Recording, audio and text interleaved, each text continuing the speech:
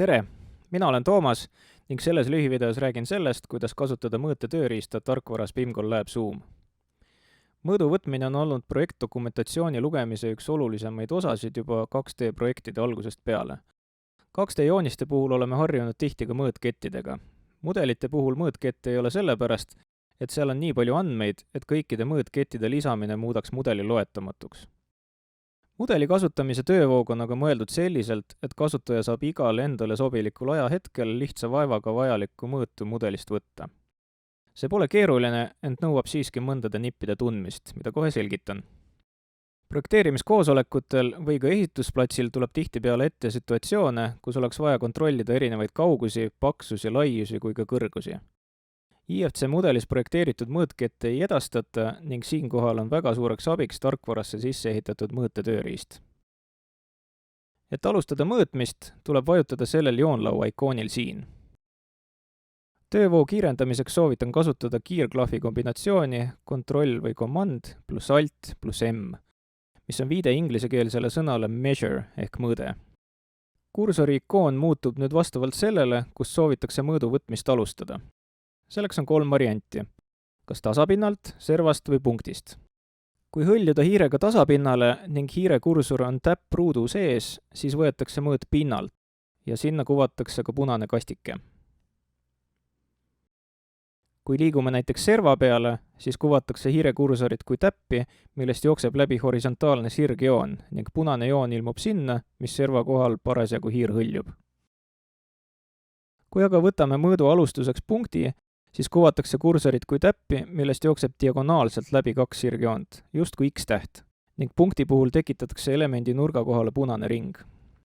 Mõõdu võtmiseks tuleb siis klõpsata 1 kord vasaku hiireklahviga soovitud pinnale, servale või punktile ning mõõdu alguspunkt muutub aktiivseks. Seejärel tuleb hõljuda mõõdu lõpp-punkti, samuti kas tasapinnale, servale või punktile ning vajutada uuesti 1 kord vasakut hiireklahvi. Nüüd kuvatakse vaaturis mõõtkett koos väärtusega. Erinevat tüüpi alg- ja lõpp-punktide valiku kombineerimisel saab endale vajaliku tulemuse.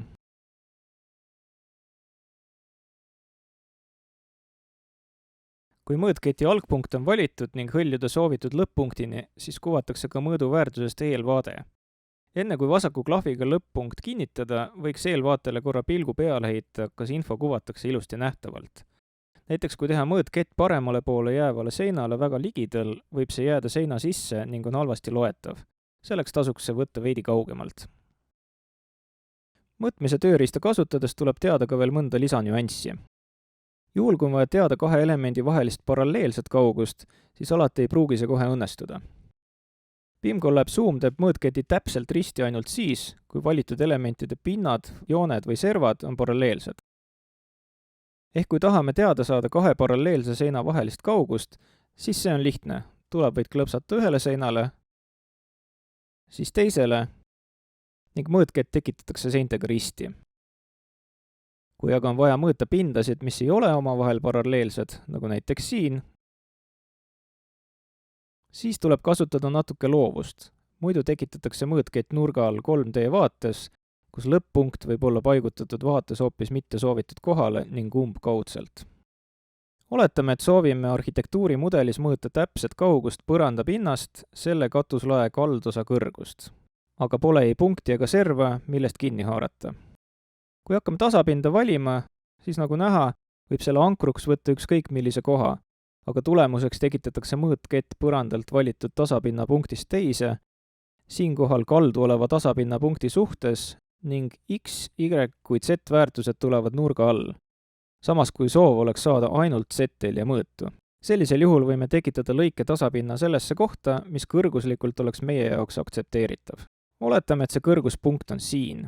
Nüüd võtame jälle mõõtetööriista aktiivseks või vajutame Ctrl või Command plus Alt plus M ning seejärel hõljume lõike tasapinna juurde. Siis hoiame all Ctrl või Command klahvi ning nüüd valime lõike tasapinnal paralleelse koha. Nüüd saame mõõtketi, mis näitab täpset paralleelset kõrgust põrandapinnast lõikepinnani. Sarnaselt võib käituda ka ümmarguste objektide puhul. Näiteks kui on vaja teada paralleelset kaugust seinast toruni. Sellisel juhul tuleks teha lõige, kuni toru on peaaegu kadunud siinkohal võib millimeeter 2 muidugi eksida, ning siis jälle mõõta seinast kuni lõikepinnani, kasutades kontroll- või command-klahvi. See moodus on täpsem, kui et mõõta seinast toru servani, kuna sel juhul tuleb mõõtketi pikkus nurga all, mitte paralleelselt. Sarnane tehnoloogia on kasulik ka punktipilvedest kauguse mõõtmise juures. Mõõtkette saab paigutada ka 2 lõikepinna vahele. Kuna siin on mul tehtud section box, siis et ligi pääseda vasakul ja paremal olevatele lõikepindadele, pean eesoleva pinna ära kustutama. Vajutan parema hiireklahviga eesolevale lõikepinnale ning valin menüüst Delete Section Plane. Nüüd mul kadus küll lõige eestpoolt ära, aga mõõdu saab kätte. Hoides all kontroll- või command-klahvi, valin esmalt vasaku lõikepinna, seejärel teise ning saan soovitud mõõdu. Kui tahta naaseda eelnevasse vaatesse, kus oli ka eespoolne vertikaallõige, tuleb paar korda vajutada klahvi kombinatsiooni kontroll või command pluss Z, mis on suhteliselt universaalne undo klahvi kombinatsioon, kuid kui eelnevalt saadud mõõt on edaspidi oluline, siis peab selle üles kirjutama. Sellist lähenemist muidugi väga tihti ei kasutata, kuid vahel võib ette tulla ning siis on hea teada. Mainin igaks juhuks ära, et programmis on undo jaoks klahvi kombinatsioon kontroll või command pluss Z ning redo jaoks kontroll või command pluss Y.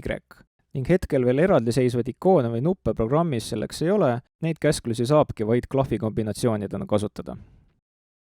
Kõik mõõdud jäävad vaatesse nii-öelda objektidena alles. Kui soovime aga ära kustutada, siis selleks valime kas selle noolekese joonlaua ikooni kõrval ning vajutame Delete all dimensions või siis lihtsam moodus on kasutada kiirklahvi kombinatsiooni kontroll või command pluss del ehk delete.